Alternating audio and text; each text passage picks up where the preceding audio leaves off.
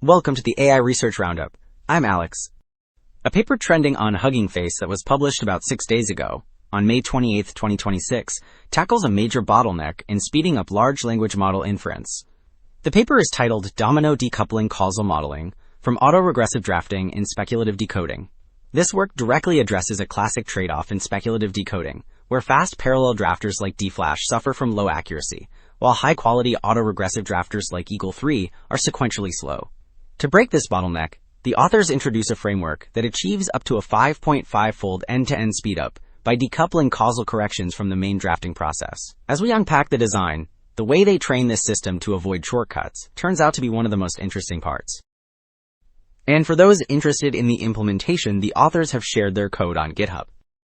On Hugging Face, you can grab the Domino draft models for QN, 3.4 billion, and 8 billion, complete with Python code examples to set up speculative decoding. So, Figure 1 illustrates why Domino achieves its speedup by breaking down the time spent during each step.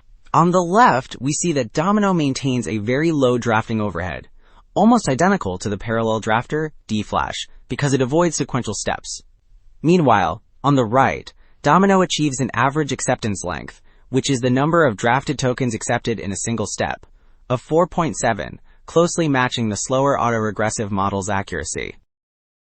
Figure 2 shows the speedup comparison across several key benchmarks, including math and coding tasks like GSM-8K and human eval. Here, we see that Domino consistently outperforms other models by achieving much higher speedups on every single test. For instance, on the math benchmark GSM-8K, Domino achieves nearly an 8-fold speedup, which is significantly faster than the dflash baseline at 5.2-fold. This consistent advantage highlights the power of combining block parallel drafting with lightweight causal correction. Figure 3 diagrams the system architecture of Domino.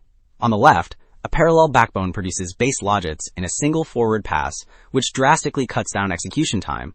On the right, the Domino head sequentially updates a causal state using a lightweight gated recurrent unit, which acts as a simple memory block for tracking sequence order. This state then feeds into a low-rank correction head, a simplified mathematical module that adjusts token probabilities with very little extra computing power. Table 2 shows how high concurrency, which represents the number of active requests handled at the same time, impacts serving throughput. We see that Domino consistently achieves the highest throughput because it maintains low execution overhead under heavy workloads. For example, with the QN 3.4 billion model, Domino processes over 5,000 tokens per second. This performance represents a speedup of nearly 2-fold over the standard baseline. Table 1 details the decoding speedup and average acceptance length across several benchmarks for two QN3 models. Looking at the overall averages, Domino consistently achieves the highest speedup of around 5.5-fold for both the 4 billion and 8 billion parameter models when the temperature is set to 0. This speedup corresponds to an average acceptance length of over 7 tokens, which significantly exceeds the results of the parallel drafter dflash due to Domino's causal corrections. Ultimately, Domino proves that decoupling causal correction from draft generation solves a major speed trade-off in speculative decoding. This clever split makes serving large language models much more efficient. That wraps up this look at Domino. I'm Alex, and this has been the AI Research Roundup. See you in the next one.